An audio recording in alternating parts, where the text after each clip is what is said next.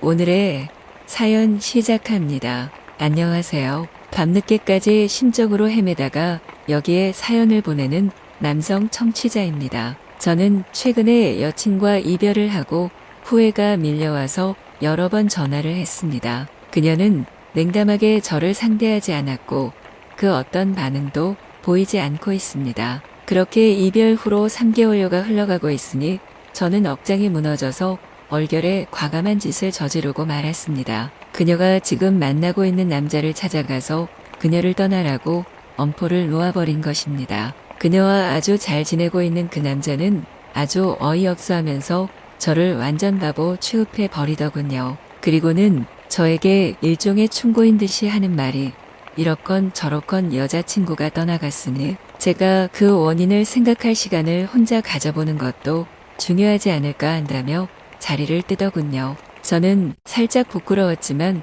애써 제게 아무 잘못이 없다고 부정해버렸습니다. 속으로는 제가 너무 같지않고 한심한 일을 저질렀다 싶었지만 그것을 인정해버린다면 곧 죽을 것 같아서 어쩔 수가 없었습니다. 저와 그녀가 헤어질 때 그녀는 이렇게 말했습니다. 저의 성격을 더 이상은 감당하기가 어렵다고요. 너무 힘들었고 고통스러웠지만 버텨왔던 것이고 이제 더는 버틸 재간도 없다며 아주 녹초가 되어서 말하더군요. 그녀가 굳이 그러지 않아도 저는 이미 충분히 예상은 했습니다. 사실 제가 성격적으로 큰 문제가 있다는 것은 이미 병원 진료를 통해서 오래전부터 들어왔으니까요. 어려서부터 여러 말하기 어려운 사건들이 저로 인해 수없이 발생했고 저는 비툰 심리가 아주 극도로 내재돼 있고 화를 절대 제어하지 못한다는 담임 교사의 이야기도 익숙히 들어왔습니다. 그 김에 담임은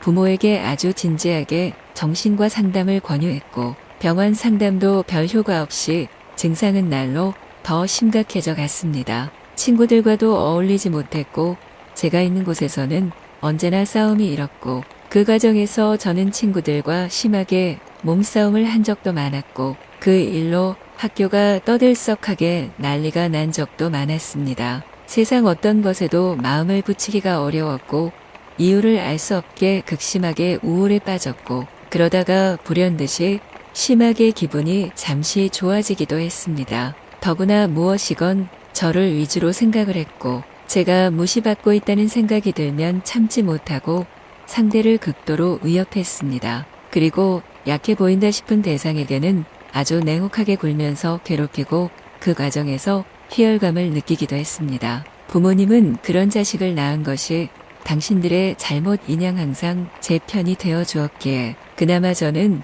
주눅 들지 않고 살아올 수 있었습니다. 물론 부모님은 제가 단체 생활을 할 수 없으리란 판단도 내리고 계셨기에 굳이 취직을 하라는 말씀도 않으셨습니다. 그러니 그저 남보기에 초라하지 않을 정도로는 자식을 만들어주고 싶으셔서 여전히 지금껏 다달이 용돈을 보내주고 계십니다. 그리고 저는 힘들고 힘들었던 단체 생활은 고등학교를 끝으로 해본 적이 없습니다. 이후로는 부모가 주는 돈으로 혼자 독립해 살면서 집에만 틀어박혀 살았습니다. 그 과정 동안 종일 로봇 조립만 했고 때때로 즉흥적으로 친구 비슷한 남자들을 만들어서 무리에 끼어보려 했지만 늘 싸움만 일었고 제 성격 탓에 여자를 만나는 것 자체는 더욱 어려웠습니다. 그러다가 저의 성격적 결함을 알 길 없었던 그녀를 속이며 접근해서 만남을 이어갔습니다. 무엇인가 저의 본 모습을 들켰다 싶은 순간이 오면 동정심을 유발하며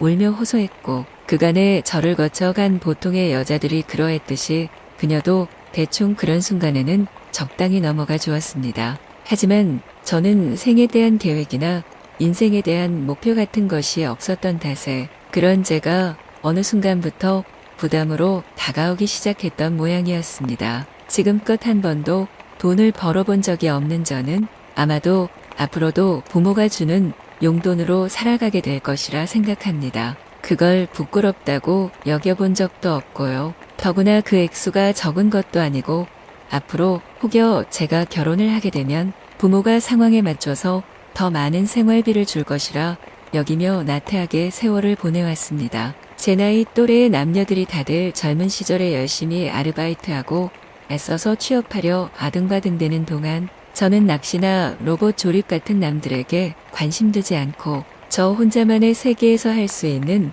취미거리에 심취했습니다. 때때로 여자가 몹시 그리웠지만 제 성격의 문제점 때문에 다들 몇 달도 버티기 힘들어서 떠나버리기 일쑤였고, 그러면 저는 도색 잡지에 심취해서 욕정을 풀어냈습니다. 그리고 저 혼자만의 세상도 그다지 나쁘지는 않다고 애써 위안하며 살았습니다. 날이 밝아오고 날이 지고 다시 날이 밝아오지만 저에게는 시계나 달력 같은 것이 필요 없을 만큼 일상이 제자리 걸음이라고 언젠가 그녀가 울면서 말했습니다. 다른 남자들은 열심히 회사 생활을 하건 부모가 물려준 사업을 꾸려가건 어떻건 살아있는 사람이란 느낌이 들게 살고 있는데 저는 그렇지가 못한 채로 주위 사람을 자꾸 힘들게만 하고 있다는 거였죠. 늘 저의 주변 환경은 산만하고 어지러웠고 무엇에도 집중하지 못했고 어지러운 정신으로 주변 사람들에게 마구 화를 내고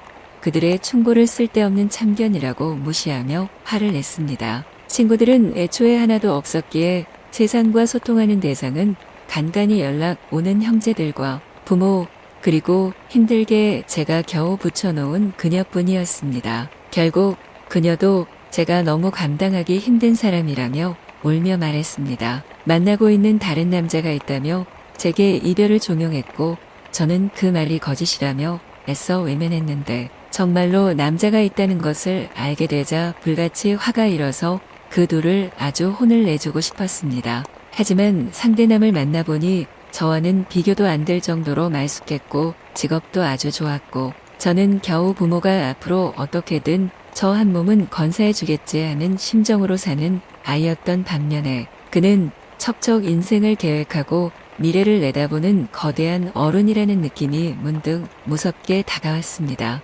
저와 동갑인 남자였고 고학으로 학교를 마쳤고 사는 내내 아주 삭막하고 힘들게 자신을 버텨왔지만 끝내 자신을 팽개치지 않았기에 지금의 자신을 만들었다고 그가 어이없는 표정을 겨우 감추며 말했습니다. 더구나 문제는 그녀가 이미 저란 놈을 아예 내던져 버렸다는 점이었습니다. 헤어질 때 그녀는 제게 이렇게 말했습니다. 자신은 평생 정신병원에 갇혀 살고 싶지 않다고요. 그러면서 저한테 걸어 다니는 정신병원이라고 하더군요. 이쯤 되면 모든 것이 다 끝난 상황이구나 싶어서 보통의 사람들은 모든 것을 체념해 버리는데 저는 승산도 없는 게임을 하며 곁에 사람을 괴롭힌다며 질색을 하더군요. 그리고 얼마 전에는 스토킹으로 그녀가 신고를 하는 바람에 저는 접근 금지 명령을 받은 상태까지 와버렸습니다. 그래도 포기가 안 되는 걸